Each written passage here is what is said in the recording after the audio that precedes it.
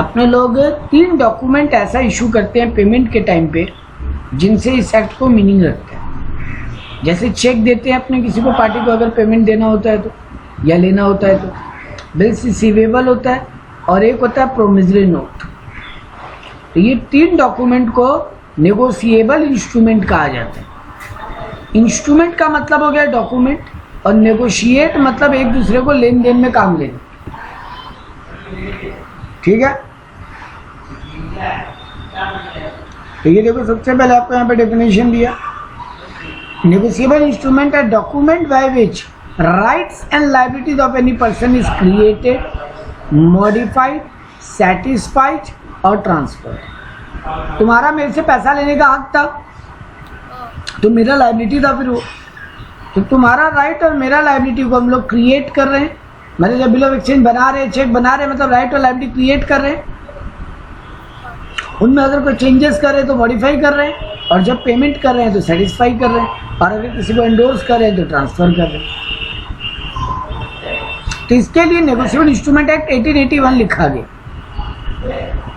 तो सबसे पहले यहाँ ये बताया कि नेगोशिएबल इंस्ट्रूमेंट है क्या। पीस ऑफ पेपर, हम बोलते ना एक डॉक्यूमेंट है, कागज है, which entitles to some of money and which is transferable from one person to another merely by delivery और बाय एंडोर्समेंट एंड डिलीवरी। हम आपको डिलीवर कर दिया या एंडोर्स कर दिया, क्या इस कागज पे लिखा है कि इतना रुपया हम आपको ट्रांसफर करेगा या पे करेगा। The person to whom it is transferred become entitled to sum mentioned, जिसको ये डॉक्यूमेंट ट्रांसफर हुआ है वो पैसा लेने का हक रखता है, और उसको ये भी हक है कि वो आगे कहीं किसी और को ट्रांसफर करे। ठीक है, द एक्ट डिफाइन नेगोशिएबल। इस एक्ट में 3 चीजों का बात किया गया है। पहले बोल दिया था promissory note, bills of exchange and cheque. Payable either to order or to bearer. To order का मतलब होता है जिसका नाम मेंशन है, और बियरर मतलब अगर नाम नहीं मेंशन है तो जिसके हाथ में कागज है वो उसका मालिक। ठीक है, अब आता है एक्सप्लेनेशन कुछ। A promissory note or bills of exchange or cheque is payable to the order to which it is expressed, or to payable which is expressed to be payable to a particular person and does not contain word prohibited transfer or indicating of intention that it shall not be transferable। ये जो तीनों ही document है, ये जिसका नाम लिखा है उसको ट्रांसफर होगा, जिसका नाम एक्सप्रेस्ड है, और इस पे कोई भी ऐसा कंडीशन नहीं लगा सकते कि ऐसा नहीं हुआ तो पेमेंट नहीं करेंगे। मतलब ये कंडीशनल नहीं हो सकता। हम आपको चेक दिया और हम बोला आपको चेक का पैसा तभी देंगे जब ये वाला काम होगा। हम ऐसा कंडीशन लगा के चेक दिया, बिल्स ऑफ एक्सचेंज या प्रोमिसरी नोट नहीं दे सकते।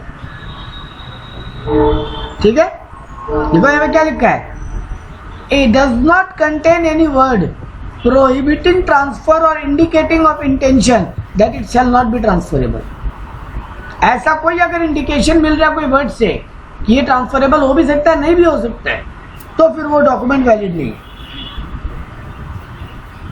ठीक है, इसको आगे एंडोर्समेंट किया जा सकता है, नॉर्मल बात है, इसमें कुछ ज्ञान का बात नहीं है। इतने काम का बात है इसमें। अब आ जाओ फीचर्स ऑफ एनआई। तो सबसे पहला फीचर क्या बोला, ये फ्री एंड इमूवेबल ट्रांसफर है, मतलब कोई रेस्ट्रिक्शन नहीं लगा सकते, हम किसी को भी ट्रांसफर कर सकते हैं। ये फ्री फ्रॉम डिफेक्ट है, जिसके हाथ में ये कागज है बाद में कोई ये नहीं बोल सकता किस बात का पैसा, काहे का पैसा, कौन सा पैसा। आप अगर उसको गुड फेथ में लिए हो, आपको पैसा मिलने का हक बनता है। तो क्या लिखा था, holder in due course. Holder in due course का मतलब क्या होता है, 2 वर्ड होते हैं होल्डर, सुन लो, 2 वर्ड होते हैं holder and holder in due course. बताओ अगर कुछ मीनिंग पता है पहले तो। होल्डर मतलब जिसके हाथ में है, और होल्डर इन ड्यू कोर्स मतलब जिसके हाथ में तब उस टाइम पे जिसको रखना है। नहीं, उल्टा बोल दिए। होल्डर मतलब ऑन मैच्योरिटी जिसके पास है, और होल्डर इन ड्यू कोर्स मतलब बिफोर मैच्योरिटी जो लोग होल्ड कर रहे थे। देखो यहाँ पे लिखा भी, the holder in due course obtain the good title notwithstanding anything defect in the previous holder. उसको फर्क नहीं पता पिछला होल्डर के पास कोई डिफेक्ट था, पिछला होल्डर जालसाजी करके, झूठ बोल के, फ्रॉड करके डॉक्यूमेंट अपने नाम करवाया था, इस बात से कोई फर्क नहीं पड़ता होल्डर इन ड्यू कोर्स को। पिछला होल्डर नकली था असली था, हम गुड फेथ में लिया है। तो चंद्रलेखा अनुश्री से फ्रॉड करके एक बिल्स ऑफ एक्सचेंज ली। चंद्रलेखा नीरज को एंडोर्स किया और नीरज गुड फेथ में लिया। तो यहाँ पे होल्डर इन ड्यू कोर्स को कोई फर्क नहीं पड़ता पिछला पार्टी का डिफेक्ट है कि नहीं। हम गुड फेथ में लिए, मेरे को मेरा पैसा मिलेगा। फिर अनुश्री चंद्रलेखा आपस में झगड़े सलटे कि क्यों वो फ्रॉड करके लिए इनते। बट नीरज को तुम ये नहीं बोल सकते नहीं चंद्रलेखा तो फ्रॉड करके ली तो हम किस बात का पैसा नहीं देंगे। अनुश्री ये नहीं बोल सकते। ठीक बात। हाँ। अब आता होल्डर इन ड्यू कोर्स होता कौन है? तो जिसको for consideration before maturity without any notice to the defect of the title. कोई आदमी कोई पैसा पाता था इसलिए उसको वो डॉक्यूमेंट मिला है, मैच्योरिटी के पहले उसके अकाउंट में उसके हाथ में आए और उसको ये नहीं पता है कि इसमें कोई डिफेक्टिव है, वो गुड फेथ में लिया। अगर ये तीनों बातें राइट होती है तो वो होल्डर इन ड्यू कोर्स। ठीक बात। अच्छा, होल्डर हमेशा अपने ही नाम से आगे केस फाइल करेगा। अगर उसको पैसा नहीं मिला तो वो केस करेगा आगे। Can sue on the instrument in its own name. अरे सर ऑब्वियस सा बात है, जो इसका अभी मालिक है वही तो केस करेगा, इसमें नया बात क्या है। ठीक बात। कुछ बातें एज्यूम की गई। A negotiable instrument is subject to certain presumptions। क्या क्या है वो presumptions? देखो यहाँ पे कुछ दिया presumptions। बोला गया कंसिडरेशन के मामले में every negotiable instrument matter drawn for consideration. ये मान के चल रहे हैं कि आप मेरे से कुछ पैसा पाते थे इसीलिए हम आपको चेक दिया है, या इसीलिए हम आपको बीआर दिया है, इसीलिए हम आपको प्रोमिसरी नोट दिए। मतलब ये बात एज्यूम करके चलना पड़ेगा। नीरज चंद्रलेखा को एक चेक काट के दिया है तो ऑब्वियस सा बात है ना कि चंद्रलेखा पैसा पाती होगी इसीलिए नीरज दिया होगा। बाद में नीरज ये नहीं बोल सकता किस बात का पैसा कहाएगा पैसा, हम तो ऐसे ही चेक काट के दिए थे, चंद्रलेखा मेरे से कुछ नहीं पाती थी। कोर्ट बोलेगा नहीं तुम चेक काट के दिया, मतलब ये बात एज्यूम किया जा रहा है कि पक्का चंद्रलेखा तुमसे पैसा पाती थी। ठीक है। दूसरा बात, डेट के बारे में क्या बात एज्यूम किया गया? Every negotiation billing a date was made on drawn on that date. जो डेट बिल्स ऑफ एक्सचेंज पे लिखा गया बिल उसी दिन ड्रॉ हुआ है, ये बात एज्यूम कर ले रहे हैं, पहले या बाद में ड्रॉ नहीं हुआ।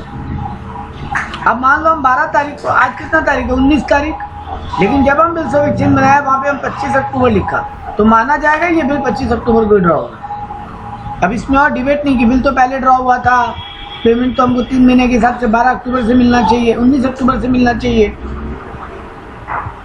बिल पे 25 अक्टूबर लिखा हुआ है ना, वहां से 3 महीना काउंट होगा। एक बात, बिल बना 19 को, उससे कोई फर्क नहीं पड़ रहा क्योंकि ये बात साबित नहीं कर सकते ना बैठ के। तो लॉ क्या एज्यूम कर लिया कि सर जो डेट लिखा है वही डेट को बिल बनाओ। Time of acceptance, every bill of exchange was accepted with in a reasonable time. हम बिल ऑफ एक्सचेंज बना के लाते, आप साइन करके देते हो ना हमको। नीरज बीआर बनाता है, वो चंद्रलेखा के पास लेके जाता है, चंद्रलेखा, नीरज ड्रॉवर हो गया, चंद्रलेखा उसको एक्सेप्ट करती है, तो माना गया जिस दिन बिल बना उसी दिन एक्सेप्टेंस हुआ। ऐसा नहीं कि दोनों का डेट अलग है। ठीक है। Time of transfer, every transfer made before maturity. हाँ, ये मान के चल रहे हैं कि जिसके हाथ में मैच्योरिटी का डॉक्यूमेंट है तो प्रीवियस जितने भी लोग रहेंगे उनके पास बिफोर मैच्योरिटी वो बिल आया होगा और ये लोग भी बिफोर मैच्योरिटी इसको एंडोर्स किए होंगे। आफ्टर मैच्योरिटी एंडोर्समेंट नहीं होता। तो हम ये एज्यूम कर ले रहे हैं लॉ हमारा कि बिफोर मैच्योरिटी ही एंडोर्स हुआ होगा या नेगोशिएट हुआ होगा। ऑर्डर ऑफ एंडोर्समेंट के बारे में क्या एज्यूम किया गया? Endorsement appearing on negotiable instrument was made in order in which the appearance thereon. मतलब पहला नाम लिखा हुआ है कि नीरज दिया चंद्रलेखा को, चंद्रलेखा एंडोर्स किया अनुश्री को, अनुश्री एंडोर्स किया मान लो श्रेष्ठ को। तो ये ऑर्डर में चल रहा है एकदम। तो अब फाइनली श्रेष्ठ ही इसका ओनर है। अब अनुश्री या चंद्रलेखा आगे क्लेम नहीं कर सकते। मतलब ये बात एज्यूम कर ली गई कि लेटेस्ट जिसके नाम पे एंडोर्समेंट हुआ है वही उसका होल्डर माना जाएगा आगे, जब तक कि वो कहीं आगे एंडोर्स ना कर दे। ये बात एज्यूम की गई है कि प्रॉपर्ली स्टैम्प, साइन वाइन सब प्रॉपर्ली हुआ होगा। ठीक है। Holder in due course, that the holder of negotiable, जो भी आदमी मैच्योरिटी के पहले होल्डर किया सब होल्डर इन ड्यू कोर्स इसको एज्यूम कर लिया गया। डिसऑनर अगर होगा तो डिसऑनर के फैक्ट्स को प्रॉपर्ली रिकॉर्ड किया जाएगा, कोर्ट में उस बात को एविडेंस के रूप में सबमिट किया जाएगा। नोटरी ऑफिसर को बुलाते हैं ना अपने,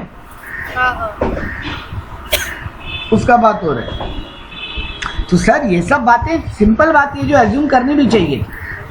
अगर इनमें से कोई बात हम पहले ही मान ले नहीं ये नहीं हुआ होगा तो फिर वो बिल्स ऑफ एक्सचेंज अच्छे कहना है प्रॉमिस नोट वैलिड नहीं होगा। तो लॉ मान लिया, ये सब बातें नॉर्मली ठीक है। अरे ऑफिस आता बात है ना बेटा, हम आपको बीआर दिया और अब हम कोर्ट में बोल रहे हैं नहीं चंद्रलेखा तो मेरे से कोई पैसा नहीं पाती थी। अरे कोर्ट बोलेगा तुम क्या पागल थोड़ी ना जो बीआर बना के दे दिया होगा उसको, तुम बीआर साइन क्यों किया चंद्रलेखा बना के लाई? तो अगर चंद्रलेखा तुमसे कोई पैसा नहीं पाती थी तो तुम बीआर साइन क्यों किया? हम बोले कहाँ है सेल बिल चंद्रलेखा के पास? कोर्ट बोलेगा हमको कोई और एविडेंस देखने का दरकार नहीं, हम एज्यूम कर रहे हैं कि चंद्रलेखा तुमसे पैसा पाती ही होगी तभी तुम उसको एक बीआर साइन करके दिया या चेक काट के दिया या प्रोमिसरी नोट साइन करके दिया। Simple point. मतलब कोर्ट बोल रहा है ये कॉमन सेंस का बात है। एजम्पशंस जो होता है ना वो ये माना जाता है, ये कॉमन सेंस का बात है, ऐसा तो होना ही है। When the negotiable instrument has been obtained from lawful owner, अगर आप लॉफुल ऑनर से कोई फ्रॉड या ऑफेंस करके लियो होल्डर इन ड्यू कोर्स तो इस बात से कोई फर्क नहीं पड़ता। एक minute When the negotiation has been obtained from lawful owner, agreements have been obtained from the burden of proving that holder is a holder in due course lies upon him। हाँ, जो बोल रहा है ना मेरे साथ फ्रॉडफुली लिया गया, साबित उसको करना है कोर्ट में, ठीक है? जिसके साथ फ्रॉड हुआ है उसको प्रूव करने की मेरे साथ फ्रॉड हुआ है। ऑब्वियस बात है, हम किसी पे भी इल्जाम लगाते हैं। हम पहले बीआर दे दिया था और अब हमको लगा नहीं हम तो पेमेंट नहीं करना चाहता, हम इल्जाम लगा दिए फ्रॉडफुली लिए, ये कोई बात तो ही ना हो। नेगोशिएबल इंस्ट्रूमेंट दो टाइप का होता है, एक नेगोशिएबल बाय स्टैट्यूट, एक नेगोशिएबल बाय कस्टम और यूजेज। नेगोशिएबल बाय स्टैट्यूट का मतलब होता है जिसको लॉ वैलिडिटी दे रहा है, लीगल वैलिडिटी से वो डॉक्यूमेंट बना है। सर ऐसा तीन ही है, बिल्स ऑफ एक्सचेंज, चेक और प्रॉमिसरी नोट। ऐसे तीन ही डॉक्यूमेंट को बाय स्टैट्यूट माना गया। स्टैट्यूट माने लीगल वे में। और बाय कस्टम यूजेज मतलब क्या होता है, हम एक नॉर्मल पेपर पे आपको लिख के दे दिया जो नॉर्मल लाइफ में चलता है। कस्टम और यूजेज का मतलब होता है जो रियल लाइफ बिजनेस डीलिंग में होता है। सर मतलब इसमें कोई ऐसा बात नहीं कि ये फ्रॉड ही है या इलीगल है, ये चलता है, ऐसा होता है। तो ऐसे कौन से इंस्ट्रूमेंट है सर? जैसे यहाँ बोला बियर डिबेंचर या कोई वारंट, डिविडेंड का वारंट, ये सब लीगली नहीं बनते, कोई स्टैम्प पेपर पे नहीं बनते। अब आप मेरी कंपनी में आए शेयर खरीदने, हम आपको बोला अभी नहीं शेयर 2 महीना बाद देंगे, आप पेमेंट कर जाओ। हम कंपनी के लेटर हेड के ऊपर आपको ये बात लिख के दे दिया, कंपनी का स्टैम्प साइन करके। तो वो नॉर्मल लाइफ में होता है सर, अब उसको बात को कोई स्टैम्प पेपर पे थोड़ी लिखेगा। तो ये सब हर चीज ना स्टैम्प पेपर पे होना जरूरी नहीं है सर, वो नॉर्मली हो सकता है, ठीक है ना? तो इसी बेसिस क्या चीज, हाँ है ना कोर्ट में ये तीन, क्योंकि ये तीनों प्रॉपर्ली स्टैम्प पेपर वगैरह या लीगल डॉक्यूमेंट के ऊपर बनते हैं। और वो कस्टम वाले वो नॉर्मल पेपर पे, ऑफिस के डॉक्यूमेंट पे, लेटर हेड पे। हाँ, ये भी तो प्रूफ की तरह नहीं यूज कर सकते। कर सकते हो लेकिन उसका उतना लीगल वैलिडिटी नहीं हो।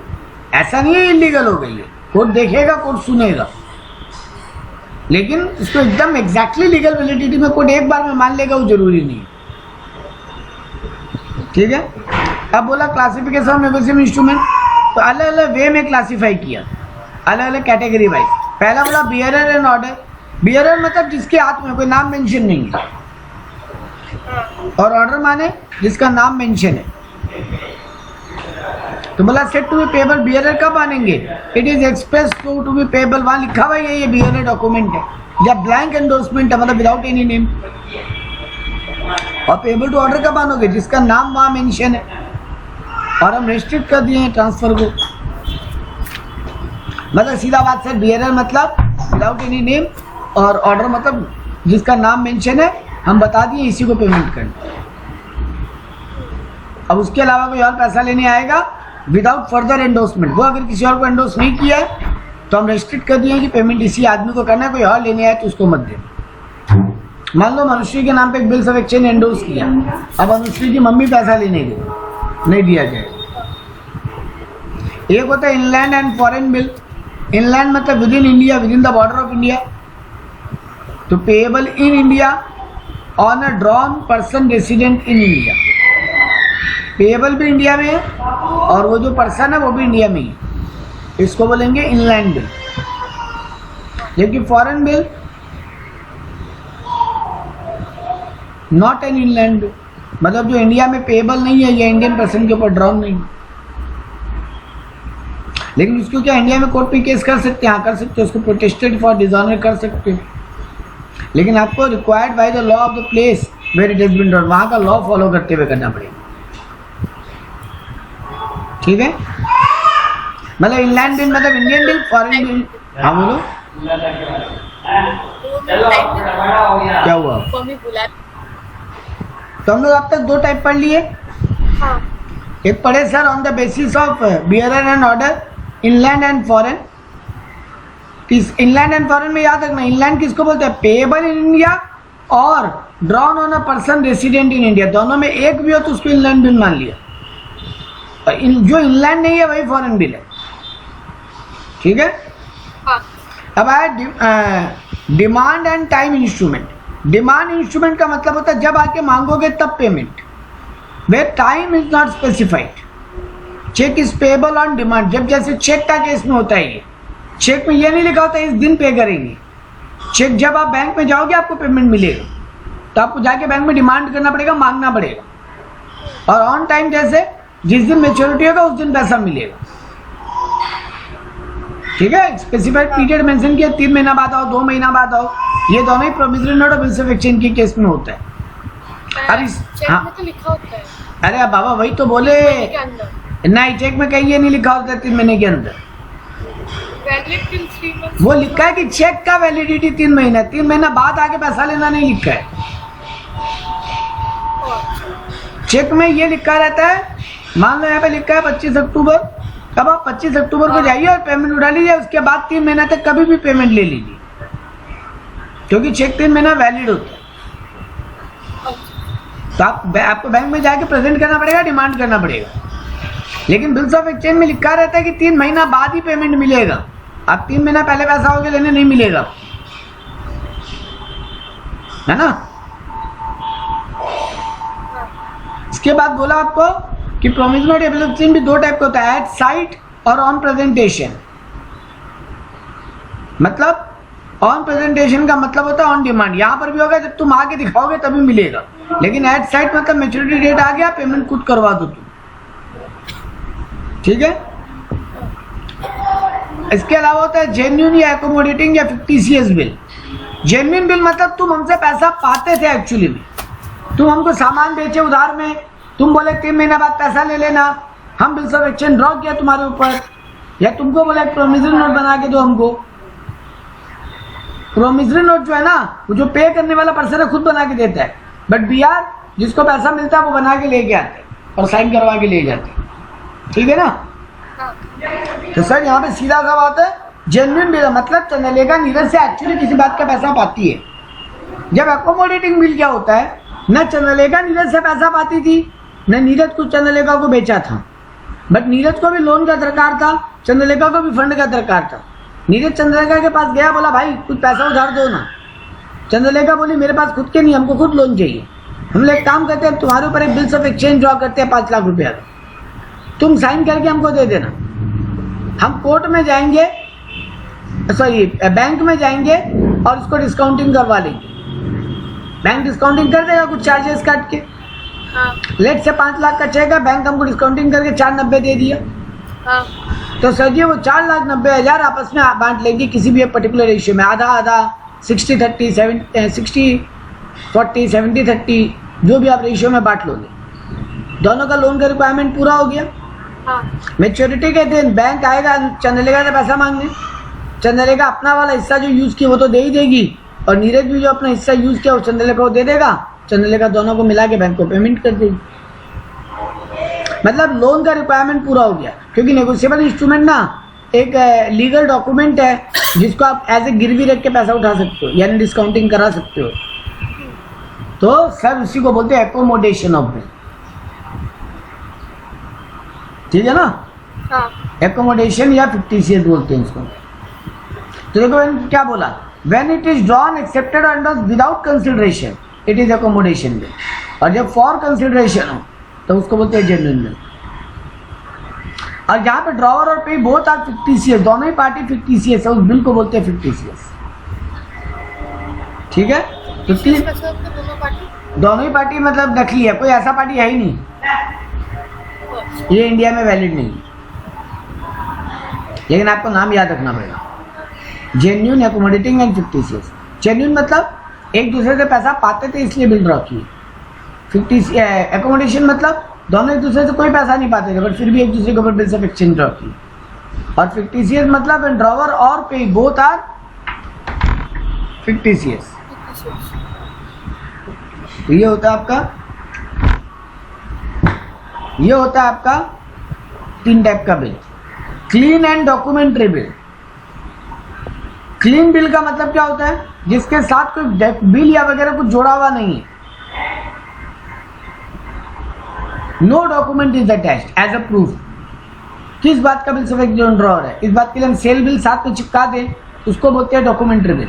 और कोई डॉक्यूमेंट्री एविडेंस नहीं लगाए साथ में किस बात का पैसा, इसको बोलते हैं क्लीन बिल, ठीक है। ये बहुत इंपॉर्टेंट टर्म है, लोगों को बहुत कंफ्यूज करता है। एम्बिगुअस इंस्ट्रूमेंट, जहां पे कोई फॉल्टी ड्राफ्टिंग हुआ है, नाम सही नहीं छपा, डेट सही नहीं छपा, ठीक है।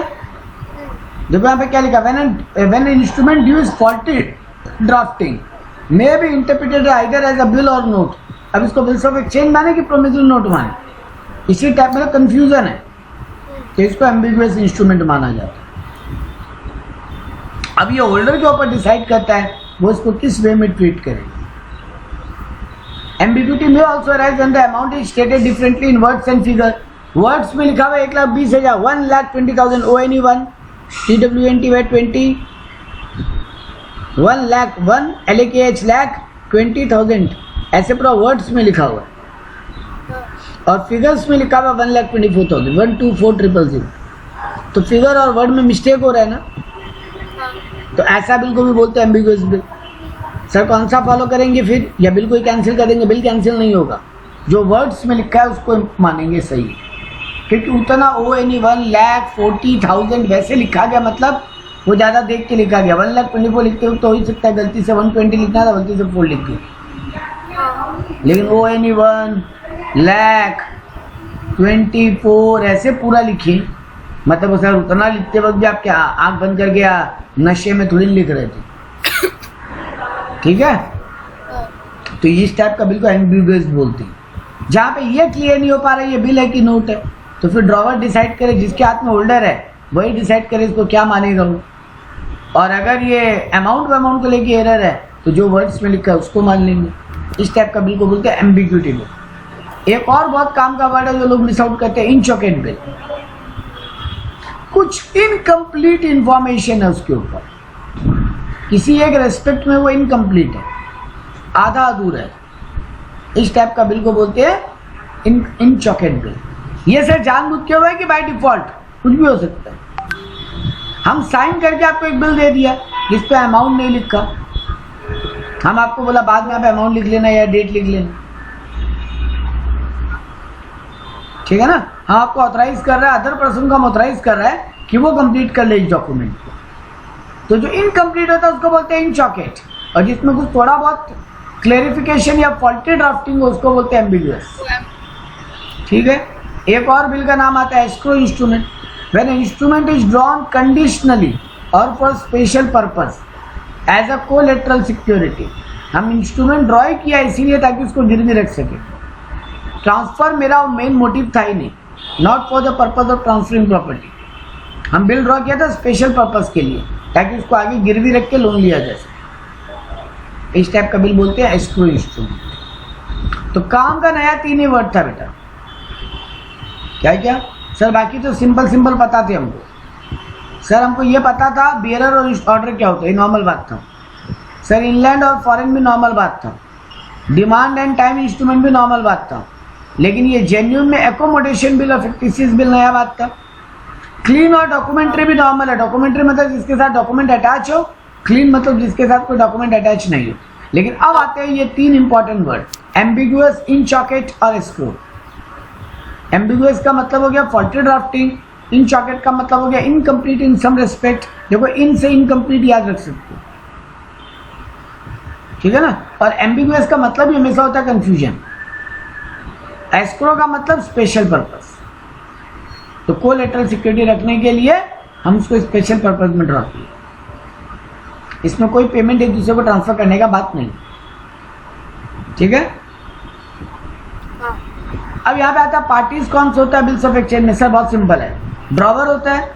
ड्रॉवर कौन हो गया? जो बना रहा है प्रोमिसरी नोट या बिल्स ऑफ एक्सचेंज या चेक को। ड्रॉई हो गया जिसको वो पेमेंट करना है, डायरेक्शन टू मतलब जो पे करेगा, जिसकी जेब से पैसा निकलेगा। एक और मस्त होता है ड्रॉई इन केस ऑफ नीड। देखो पेमेंट तो चंद्रलेखा को करना था, लेकिन हमको डाउट है चंद्रलेखा नहीं पे की, तो हम लोग को लाओ ना जो तुम्हारे ब्याह में गारंटी देगा। चंद्रलेखा के पापा गारंटी दिए चंद्रलेखा के ब्याह में, तो चंद्रलेखा के पापा और चंद्रलेखा हो गई ड्रॉई। वो अगर नहीं दी तो ड्रॉई कौन होगा? हाँ, तो हो गया drawee in case of need. तो the person whose name is given in the bills of exchange in addition to the name of the drawee, who should be restored in case of need, उसको वो पे करेगा अगर जरूरत पड़ा तो। लेकिन पहला ड्यूटी हमेशा चंद्रलेखा का ड्रॉई का होगा पेमेंट करने, ठीक है ना। तब उस केस में बिल डिसऑनर अगर नहीं हुआ तब तो ड्रॉई पैसा देगा, लेकिन अगर बिल ड्रॉई डिसऑनर कर दिया तो फिर वो ड्रॉई नीड पैसा देगा, और बाद में वो अपना पैसा वही कोर्ट में केस करेगा और बाद में वो चंद्रलेखा का पैसा रिकवर कर सकता है अगर उसको करना है तो, ठीक है ना। वो एक बार पे कर देंगे तुम्हारे पापा, बाद में उसको एज अ प्रोटेस्ट वो कोर्ट में सबमिट करके पैसा ले सकते हैं, ठीक है। एक्सेप्टर, सर जनरली ड्रॉवर और एक्सेप्टर सेम होता है, क्योंकि जो बिल बनाता है वही उसी को पैसा मिलना है। सॉरी एक्सेप्टर व ड्रॉई, सॉरी एक्सेप्टर व ड्रॉई, ठीक है ना। जनरली ड्रॉई एक्सेप्टर होता है। तो drawee signs an assent upon the bill and deliver the same to the holder और some other person on behalf become the acceptor. जब ड्रॉई साइन करता है तो ड्रॉई बन जाता है एक्सेप्टर। पेई और ड्रॉवर सेम होता है। पेई मतलब जिसको पैसा मिलेगा, ठीक है ना। Acceptor for honour, the person accepting the bill of exchange या promissory note. Supra protest for honour of the drawer any other endorser. Acceptor for honour must be specified to whose honour he is accepting the bill, otherwise it shall be deemed made for honour of the drawer. देखो तुम किसको पे करने के लिए accept करो ये बात तुमको वहां लिख देना पड़ेगा, और अगर नहीं लिखे तो माना जाएगा ड्रॉवर को ही पे करो। मेरा बात सिंपल सुनना, एक्सेप्टर फॉर ऑनर का मतलब हो गया जो बिल को एक्सेप्ट कर रहा है, मतलब ड्रॉई, वो ये बात वहां लिख देगा कि हम अल्टीमेटली किसको पे करने वाले, और अगर वो नहीं लिखता है तो माना जाएगा कि वो ड्रॉवर को ही पे करेगा। अब आ गया पेई। पेई मतलब person to whom the amount is payable, मतलब जनरली ड्रॉवर हिमसेल्फ। लेकिन कभी कभी बिल कोई और ड्रॉ करता है, पेई कोई और हो सकता है। हम उतना पढ़ा लिखा नहीं है, मेरे को उतना नॉलेज नहीं है लॉ का, तो हम एक लॉयर के पास गया, वो मेरे भी पे बिल ड्रॉ करके दिया तो लॉयर ड्रॉवर हो गया। लेकिन इसका मतलब ये थोड़ी ना लॉयर को पैसा मिलेगा, नहीं, पैसा तो मिलेगा नीरज को। तो नीरज हो गया पेई, और नीरज खुद ही बिल बनाता, नीरज खुद ही ड्रॉवर होता, खुद ही पेई होता। इसीलिए एक्सेप्टर फॉर ऑनर वाला बात आता है बेटा, क्योंकि मान लो वो ड्रॉ, अब अगर लॉयर ड्रॉ कर रहा है या कोई और आदमी मेरे बिहाफ में ड्रॉ कर रहा है तो ऑब्वियस बात है वहाँ मेंशन करना पड़ेगा ना कि आप पे किसको करोगे, वरना तो वो लॉयर जो बनाया उसी को पेमेंट चला जाएगा। ऐसा थोड़ी ना होना चाहिए सर, लॉयर को किस बात का पैसा है यहाँ पे, ठीक है ना। और एक टर्म ऊपर पढ़े थे होल्डर इन ड्यू कोर्स, और एक यहाँ पे टर्म पढ़ रहे हैं holder. Any person entitled in his own name the possession to receive or recover the amount from the parties thereof. वो पार्टी जिसको अल्टीमेटली पैसा मिलने वाला है, जो पैसा रिकवर करने का हक रखता है, वो हो गया होल्डर। ठीक है। तो मैं एक बात बोला, whether instrument is lost or destroyed, the holder is the person so entitled at the time of such loss or destruction. अगर बिल चोरी हो गया, डिस्ट्रॉय हो गया, तो होल्डर जिम्मेदार होगा इस बात का। अब आता है क्या एक कौन कौन लोगों को कैपेसिटी है कि वो लोग नेगोशिएबल इंस्ट्रूमेंट का पार्टी बन सकते हैं? क्या माइनर एक एनआई का पार्टी बन सकता है? नहीं। Minor is not competent to contract, therefore he cannot bind himself by becoming a party to the negotiable instrument. But mere presence of a minor on the party of negotiable instrument does not make it invalid. देखो, minor का नाम वहां लिखा हुआ, इसका मतलब ये नहीं होगा कि बिल्स ऑफ एक्सचेंज इनवैलिड हो गया या वॉइड हो गया। वो वैलिड है, लेकिन वहां पे कहीं ये भी मेंशन करना पड़ेगा कि माइनर के बिहाफ में पे कौन करे। माइनर का गार्जियन का नाम लिखा होना चाहिए, है ना। चंद्रलेखा मान लो 16 साल की है, वो नीरज उससे पैसा पाता था, चंद्रलेखा का गार्जियन चंद्रलेखा के बिहाफ में बिल्स ऑफ एक्सचेंज साइन करके दिया, वहां चंद्रलेखा का नाम भी मेंशन होगा, पूरा बात तो लिखा होगा ना कि ऑन बिहाफ ऑफ चंद्रलेखा हो रहा है ये सब।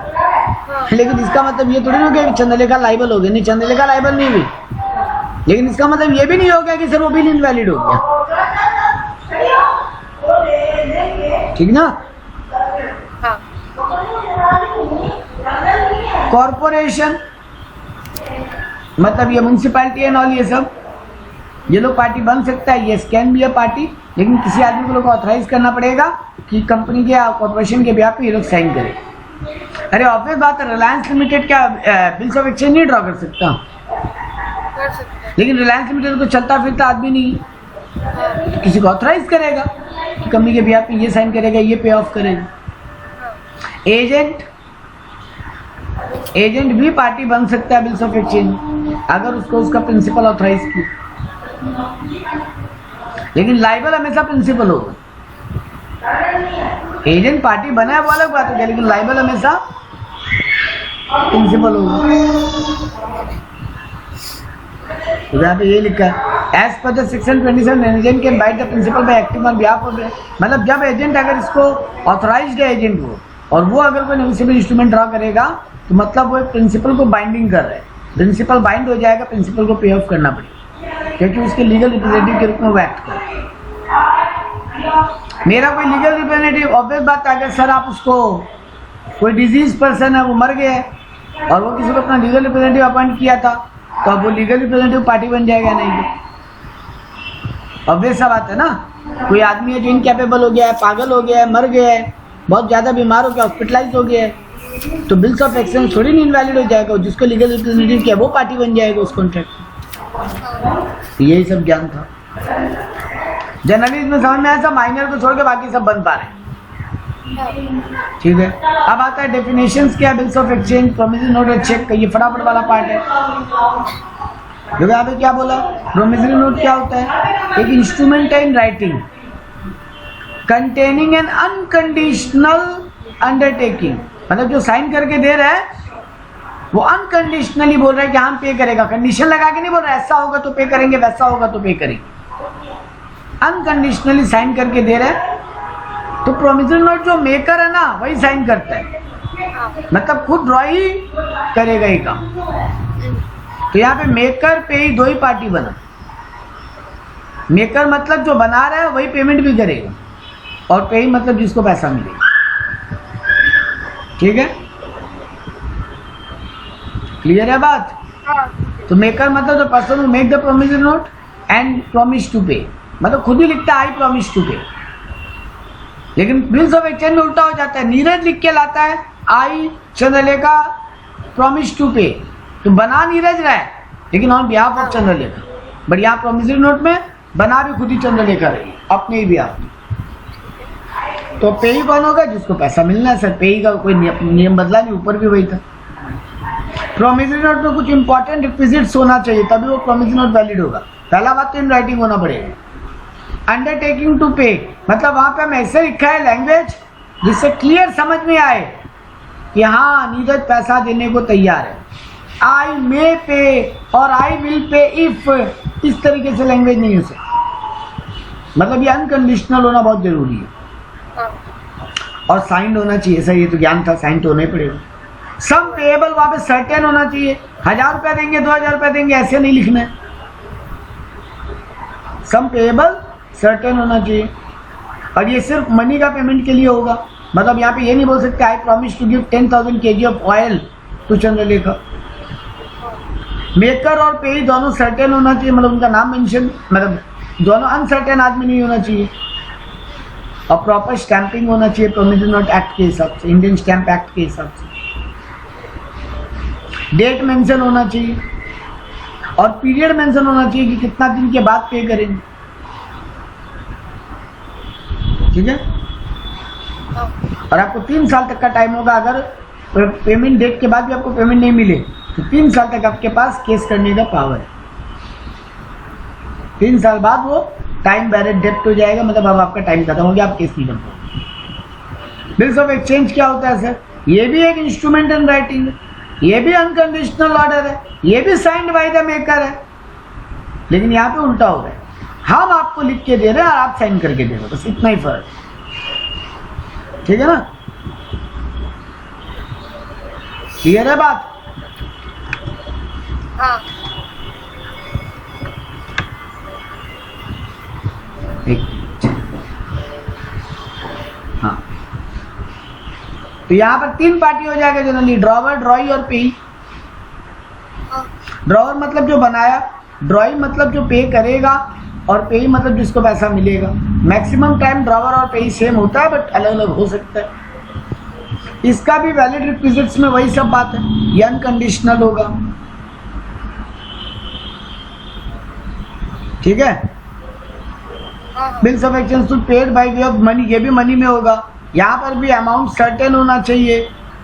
Payment must be indicated to bill with certainty, payment कब करना है वो भी मेंशन होना चाहिए। यहाँ पे हम आपको ऑर्डर दे रहे हैं, ऑर्डर टू पे, हम आपको ऑर्डर दे रहे हैं कि आप हमको पे करो। ठीक है, लेकिन यहाँ ऑर्डर का मतलब कमांड नहीं है, यहाँ ऑर्डर का मतलब डायरेक्शन है। यहाँ ऑर्डर मतलब वो मिलिट्री वाला ऑर्डर नहीं, देना ही पड़ेगा वो वाला बात नहीं। ऑर्डर में ऐसे लगता है ना कि हम आपको कोई, मतलब हम आपके ऊपर सुपीरियर पावर यूज कर रहे हैं, नहीं। हाँ। यहाँ ऑर्डर मतलब वही हम डायरेक्शन दे रहे हैं, जिसमें ये लिख रहा है, हम लिख के दे रहा है, हम लिख रहा है लेकिन आपके बिहाफ में। ठीक है, हाँ, इट मस्ट इंडिकेट अ ड्रॉई, ड्रॉई का नाम इंडिकेटेड होना चाहिए जो पे करेगा। ऑब्वियस बात है, कौन पे करेगा उस सर्टेनिटी होना चाहिए। ठीक है, it should be specifically mention the date and place, कब डेट कहाँ पेमेंट करेंगे वो सब मेंशन होना चाहिए। और ये भी इंडियन स्टैंप एक्ट के हिसाब से स्टैम्प्ड होना चाहिए। थर्ड आया चेक। चेक क्या होता है सर? चेक भी एक टाइप का बिल्स ऑफ एक्सचेंज है। देखो क्या बोल रहा है लैंग्वेज, देखो cheque is a bills of exchange, लेकिन ये ड्रॉ किस पे हो रहा है? कोई स्पेसिफाइड बैंकर के ऊपर। चंद्रलेखा अगर हमको एक चेक साइन करके दिए तो बैंक वाले को ऑर्डर दे रही है कि जब भी ये पार्टी वहां प्रेजेंट करे चेक को, आप उसको पेमेंट कर दें। चेक ना आजकल फिजिकल नहीं होता, इलेक्ट्रॉनिक भी होता है, जिसको आप ट्रंकेटेड चेक बोलते हो। ई फॉर्म में चेक हो उसको बोलते हैं ट्रंकेटेड चेक। ये एक नया वर्ड है, ट्रंकेटेड माने e form, online format. Truncated cheque का मीनिंग मिला। इलेक्ट्रॉनिक फॉर्म का मतलब क्या होता है? Cheque which contain the exact mirror image of a proper cheque and generated, written and signed in a secure system, ensuring the minimum safety standards with use of digital signature and asymmetric crypto system। मतलब digitally sign हुआ है, asymmetric crypto system use हुआ, मतलब वो secured है, कोई इसको fraud नहीं कर सकता। इसको बोलते हैं ई चेक। तो यहाँ पे 2 बात बोला था, cheque includes electronic cheque and truncated cheque. इससे दोनों का मीनिंग तो आप अभी बोले एक ही है, ऑनलाइन चेक बिल्कुल एक है, लेकिन ट्रंकेटेड चेक कौन बनाता है, इलेक्ट्रॉनिक चेक कौन बनाता है, दोनों का मीनिंग एक है, ऑनलाइन फॉर्मेट वाला चेक, ठीक है, डिजिटल चेक, लेकिन दोनों में मीनिंग में एक फर्क है केवल। इलेक्ट्रॉनिक चेक हमें ड्रॉ करके आपको दे रहा, मतलब मेरा ऑनलाइन सिस्टम से हम बना के दे रहे हैं। जबकि ट्रंकेटेड चेक कब होता है ना, मान लो आप एक बैंक में जाके चेक जमा कर दी, अब उस चेक को बैंक क्या करेगा, आरबीआई में भेज देगा ना, आरबीआई का क्लियरिंग हाउस में। ध्यान रखना ये बात, क्लियरिंग हाउस वाला कंसेप्ट क्या होता है। सर बहुत सारा बैंक है, सब एक दूसरे, अब मेरा आईसीआईसीआई में अकाउंट है और आपका एक्सिस बैंक में अकाउंट है, हम आपको चेक काट के दिया, आप तो अपने एक्सिस बैंक में जमा करोगे, लेकिन चेक तो हम काट के दिया आईसीआईसीआई बैंक का। तो सर ऑब्वियस सा बात है, हमको ये चेक एक्सिस बैंक क्या करेगा, अब जाके एक्सिस बैंक आईसीआईसीआई बैंक से थोड़ी पैसा मांगेगा, ऐसे तो सब बैंक एक दूसरे के पास आता जाता रह जाएगा पूरा दिन। तो एक्सिस बैंक क्या किया, इस चेक को आरबीआई के क्लियरिंग हाउस में भेज दिया। क्लियरिंग हाउस क्या करेगा, उसके पास सब बैंक का अकाउंट है, तो अल्टीमेटली वो नेट फिगर निकालेगा कौन सा बैंक से अकाउंट से पैसा निकाल के किस बैंक को कितना देना है। लेट्स से एक्सिस बैंक के आईसीआईसीआई पे ड्रॉ हुआ, तो आईसीआईसीआई बैंक के ऊपर एक्सिस बैंक का चेक ड्रॉ हुआ, वैसा भी तो होगा। अब मान लो आईसीआईसीआई बैंक 5,000 रुपये पाता है एक्सिस बैंक से और एक्सिस बैंक 3,000 पाता है आईसीआईसीआई बैंक से, अल्टीमेटली एक्सिस बैंक से 2,000 निकाल के आईसीआईसीआई बैंक के अकाउंट में डाल देगा वो क्लियरिंग हाउस आरबीआई का। तो ये जो बैंक जब आरबीआई को चेक भेजेगा एक्सिस बैंक, वो क्या फिजिकली डॉक्यूमेंट भेजेगा? सर इतना पॉसिबल नहीं, और आरबीआई पागल हो जाएगा ऐसे पूरा दिन में फिजिकली चेक आएगा तो इतना सारा बैंक आरबीआई कहाँ मैनेज करता रह जाएगा। तो आरबीआई एक्सिस बैंक क्या करेगा, उसका एक ऑनलाइन फॉर्मेट में चेक बनाएगा, मतलब उस चेक का इमेज बनाएगा, इमेज एक तरीके से आप समझो फोटो खींचेगा, बट एग्जैक्टली फोटो खींचना नहीं है, वो ऑनलाइन फॉर्मेट में कन्वर्ट होता है। जैसे आप पीडीएफ बनाते हो ना किसी चीज का इमेज से, वैसे ही वो लोग भी इमेज से उसको एक फॉर्मेट में कन्वर्ट करते हैं, और वो ऑनलाइन जो इमेज है उसको वो लोग वर्चुअल जो फॉर्मेट बन गया उसको वो लोग आरबीआई के क्लियरिंग हाउस में भेज देते सारा दिन में। अब आरबीआई वो सारा ऑनलाइन को लेके अल्टीमेटली नेट फिगर निकाल के एक दूसरे के अकाउंट में ट्रांसफर कर देते। ठीक है, तो ये कहानी है, इसको क्लियरिंग साइकिल बोलते हैं, और ये काम कौन करता है, क्लियरिंग हाउस जो आरबीआई के अंडर में है। तो जब बैंक इलेक्ट्रॉनिक इमेज में कन्वर्ट करता है वर्चुअल मोड में, उसको बोलते हैं ट्रंकेटेड चेक, और हम लोग जब कन्वर्ट करते हैं उसको बोलते हैं इलेक्ट्रॉनिक इमेज। बात क्लियर? या इलेक्ट्रॉनिक फॉर्म, हम लोग जब कन्वर्ट करें वो इलेक्ट्रॉनिक फॉर्म, और बैंक जब आरबीआई को इलेक्ट्रॉनिक इमेज में कन्वर्ट करके भेजे उसको बोलते हैं ट्रंकेटेड चेक। और ये क्लियरिंग हाउस वाला अपना कहानी क्लियर है। तो सर लेकिन चेक मतलब always on banker he draw होगा, क्या ऐसा हो सकता है हम चेक काट के दिया चंद्रलेखा को और चंद्रलेखा बाद में आके मेरे से कैश ले ली उस चेक देके? नहीं सर, चेक के अगेंस्ट में हम कैश पेमेंट हम नहीं कर सकते, बैंक के ऊपर ही होगा। List of exchange promise note में क्या होता है, वो आके हमको दिखाएगी मैच्योरिटी डेट पे और पैसा ले जाएगी। अगर चंद्रलेखा मेरे ऊपर एक बीआर ड्रॉ की है, हम साइन करके चंद्रलेखा को वापस दे दिया, यहाँ में एक प्रोमिसरी नोट साइन करके चंद्रलेखा को दिया है, वो चेक वो प्रोमिसरी नोट या वो बीआर चंद्रलेखा मैच्योरिटी तक रखेगी और मैच्योरिटी के दिन मेरे पास आएगी और वो दिखा के पेमेंट ले लेगी। ठीक है, लेकिन चेक में ऐसा नहीं होगा, चेक में आपको बैंक के पास ही जाना पड़ेगा। ठीक है, और ये ऑलवेज पेएबल ऑन डिमांड होगा। अगर आप बैंक नहीं गए, आप जाके बैंक से मांगोगे नहीं, बैंक देगा नहीं, इसमें कोई मैच्योरिटी डेट का खेला नहीं है सर। ठीक बात।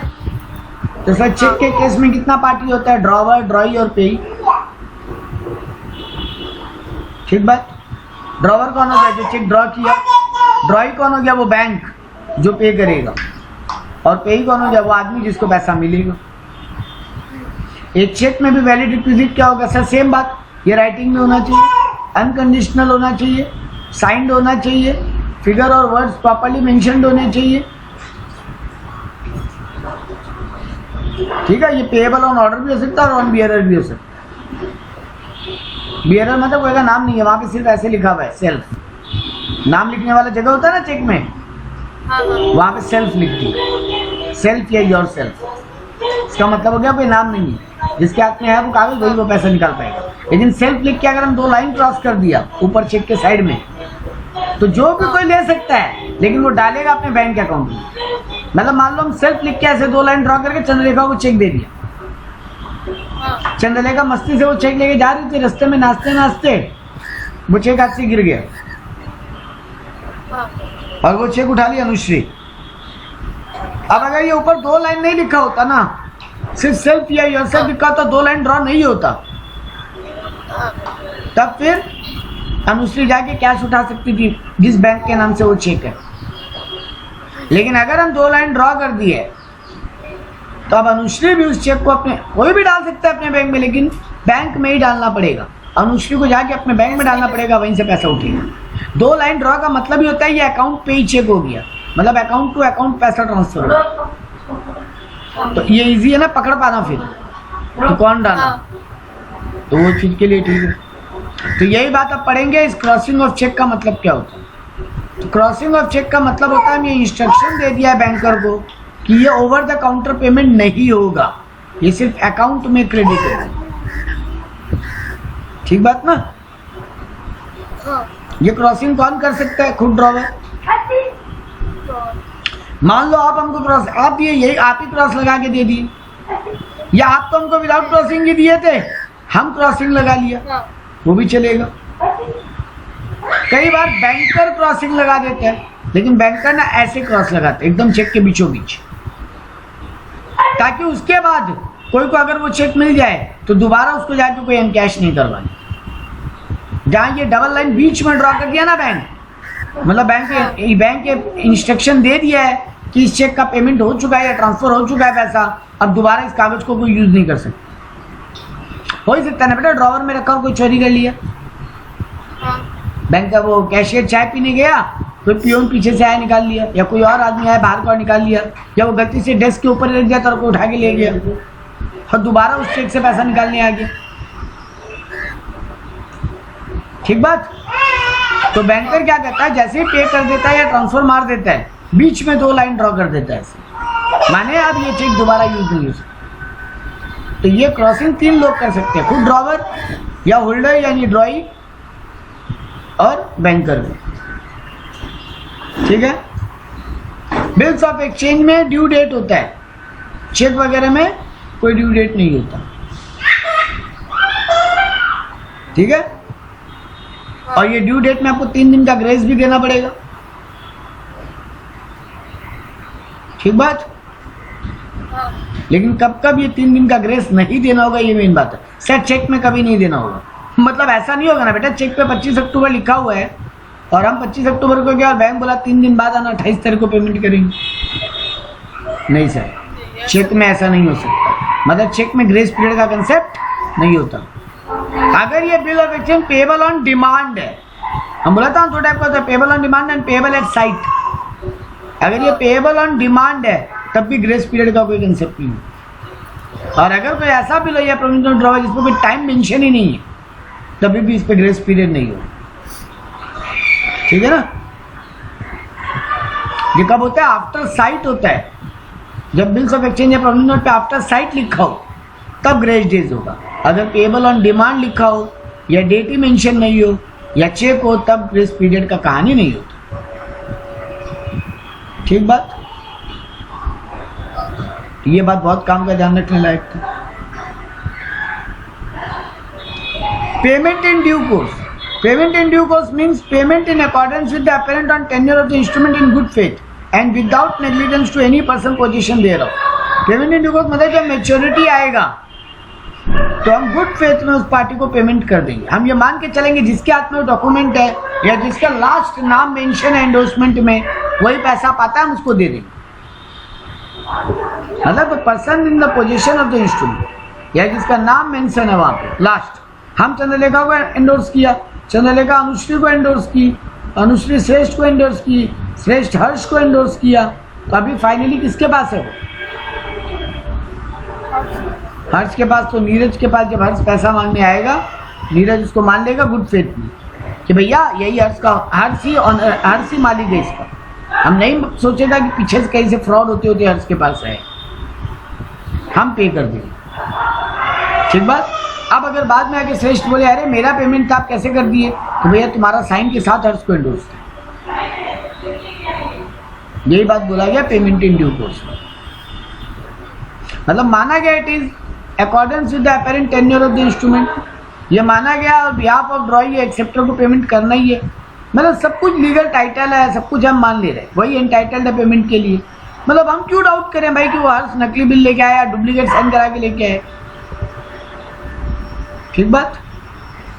No ground to believe that possessor is not entitled to receive payment. मेरे पास कोई ग्राउंड नहीं है इस बात को बिलीव करने की, अनटिल एंड अनलेस मैच्योरिटी के पहले हमको श्रेष्ठ खबर कर दिया कि देखो मेरे हाथ से बिल चोरी हो गया और तुम्हारे पास कोई फ्रॉडफुली लेने आ सकता है तो पेमेंट मत करना, तब हम रुक जाएंगे। तब हम बुलाएगा, जब हर्ष लेने पैसा आएगा तो हम श्रेष्ठ को बुलाएगा और उसके सामने बोलेगा देखो ये पैसा लेने आया, क्या करना है।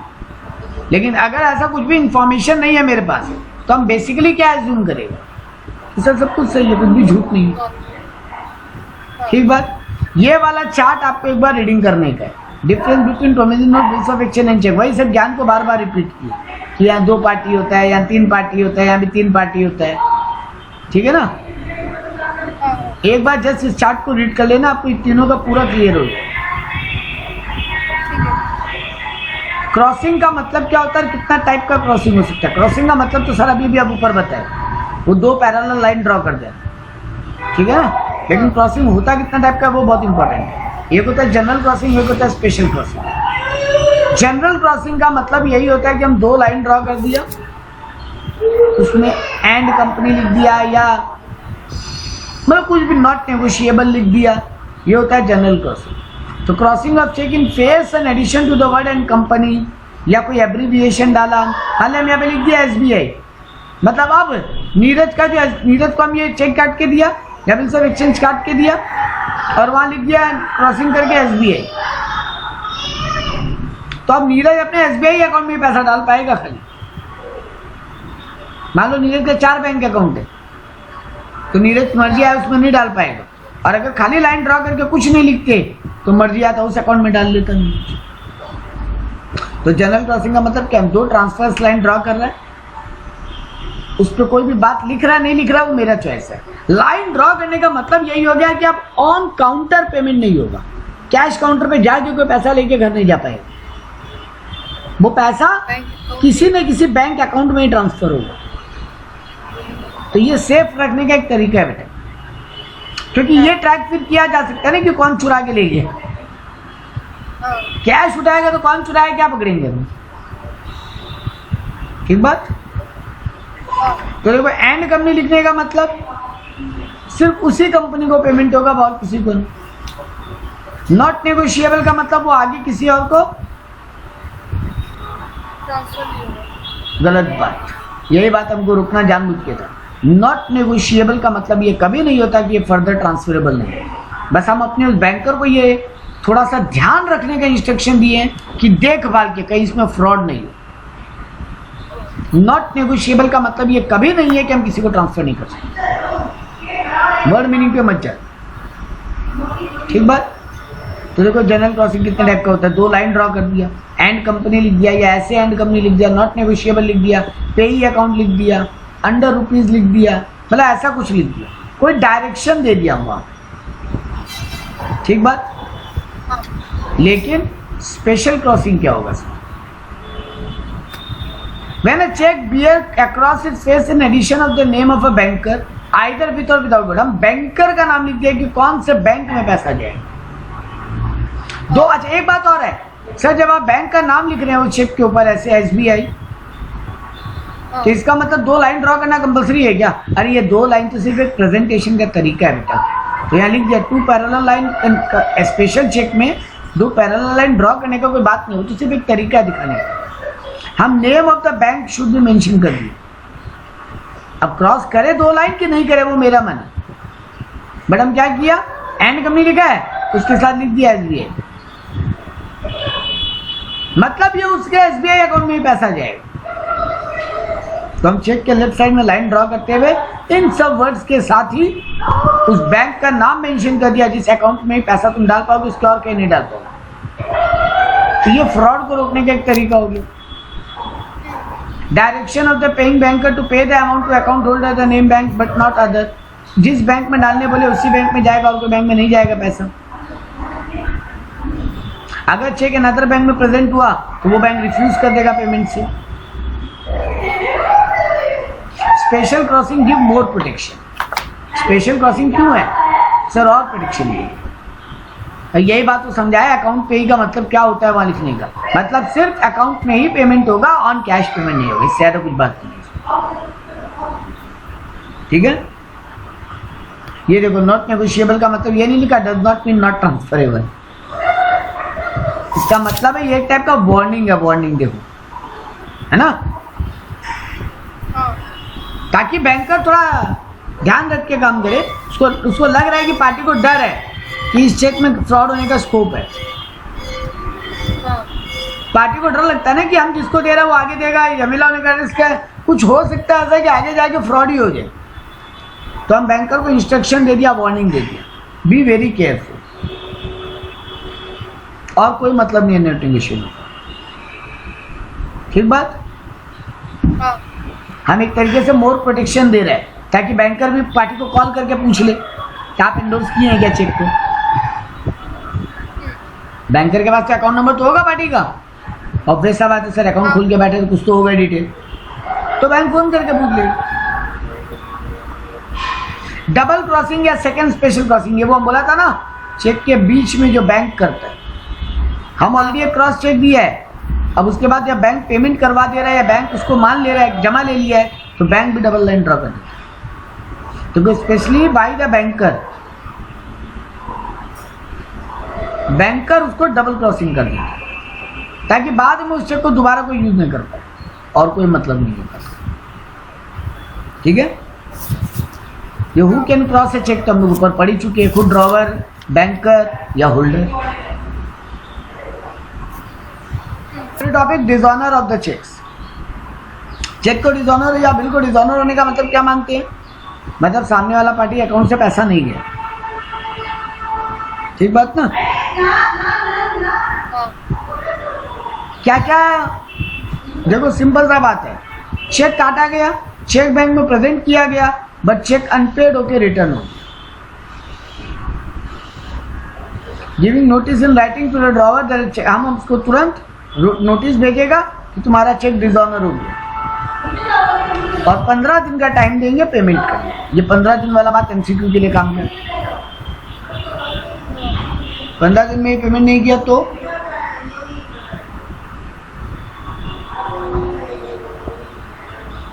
तब हम कोर्ट केस कर सकते हैं। अरे डिसऑनर तो हो ही गया ऑलरेडी, एक बार तो डिसऑनर हो ही गया है, कोर्ट केस करेंगे। हाँ कोर्ट केस करेंगे। मेरे पास लीगल प्रोसीडिंग का स्कोप आ जाए, हम लीगल प्रोसीडिंग से नहीं कोर्ट की तरफ मूव करते हैं। Dishonour of cheque for insufficiency of fund, generally insufficiency के लिए होता है। कई बार प्रॉपर साइन नहीं है, चेक फटा हुआ है, तो वो सब भी रीजन होता है। अच्छा, यहाँ पे बात बोला है, पुराना टाइम में रूल था 6 महीने के अंदर प्रेजेंट करने का, अब ये रिड्यूस हो गया, क्या हो गया 3 महीने। तो आपको सर 3 महीने याद रखिए सर, ये 2012 में ये रूल बदला था, तो अब ये 6 महीना वाला बात क्यों लिखा है बुक पता नहीं। ठीक है, आपको पढ़ाने के लिए लिखा। आप 3 महीना में भी बैंक में नहीं गए तब फिर बैंक का गलती से डिसऑनर नहीं हुआ है वो, या सामने वाला पार्टी का गलती से डिसऑनर मत बोलना फिर उसको, तब आप कोर्ट में नहीं जा पाओगे इसको लेके। हाँ, उसके पहले आप गए हो तो आपको नोटिस मिलेगा, आप उसको तुरंत नोटिस भेजोगे। जैसे बैंक का रिफ्यूज किया पेमेंट के लिए, 30 दिन के अंदर नोटिस दे दोगे। 30 दिन के अंदर नोटिस दे दोगे कि मेरे को अगला 15 दिन में पेमेंट करो। आपको आपका पैसा मिल जाए तब तो कोई बात नहीं, विदिन 15 डेज। नहीं मिले तो चलो बुलावा आया, कोर्ट ने बुलाया, नोटिस करा देना केस। ठीक है, इसके अलावा यहाँ पे और कुछ नहीं है, यही एक्सप्लेनेशन को दोबारा एक्सप्लेन हो गया।